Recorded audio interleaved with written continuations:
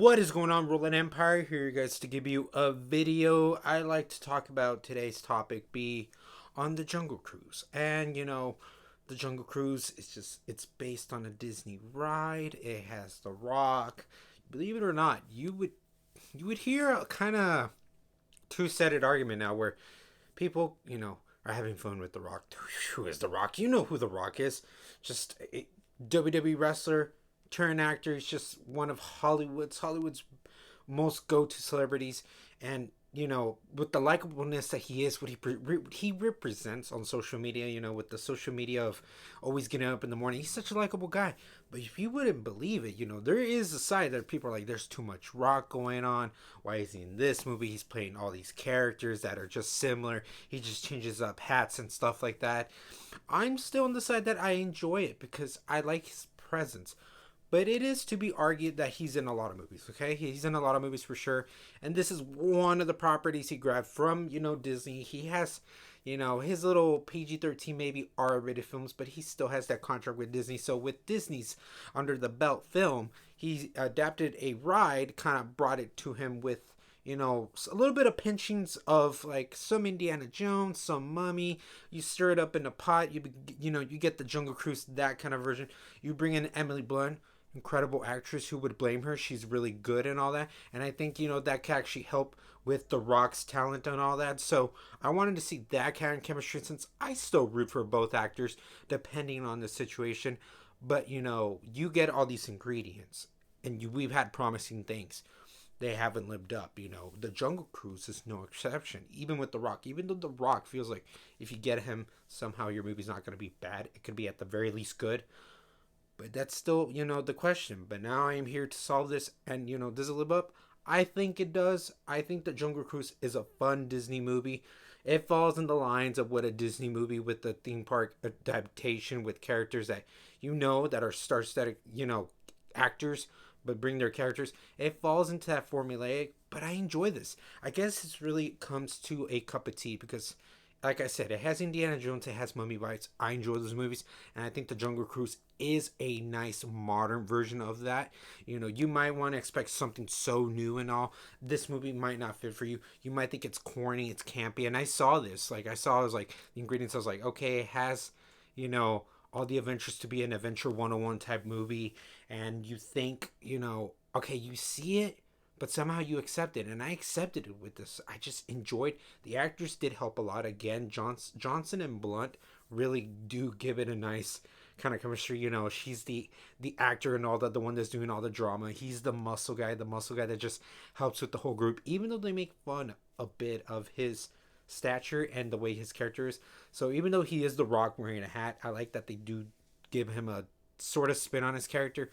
I am open for him to do more things that are so different in the future, but right now in the present with this character, I guess it worked because the charm was there, but it was a bit different for him for this kind of movie. And their just chemistry is just, it's nice. It's, you actually believe it in a way with this universe. You have Jesse Plemons, who's like a, I want to say a Nazi, but he's not really a Nazi, but he's one of those characters that's inspired with that kind of trope. And then you have Emily have a brother come along that, kind of resembles something you might have seen before. You'll get it if especially what I said about the movies being influenced. But it's centered on Miss Emily Blunt and Mr. Dwayne The Rock Johnson, which they bring an incredible chemistry. That's really what works. And just everything that had like sets up with the fun vibes of the adventure, I enjoy it. You have some paces that maybe because of how fast it is, when it gets slow, it's too slow. But I wouldn't say this movie should have been trimmed so many minutes. I think it's mostly fair enough. It's only with credits 2 hours and 5 to like 6-7 minutes, around that range. So it doesn't take so much time, with the slow pace. It's on point with how fast it goes. And the story itself, does it work? Again, it just kind of factors with what you're expecting for this. You see this kind of movie, and you do see like mummy pirates things are like, okay, this is the one villain that's supposed to serve this kind of purpose, and then the hero has this mystery that you didn't expect. And some of those things I could say were a bit too Like they wanted to put so much force into this of what, you know, those tropes are.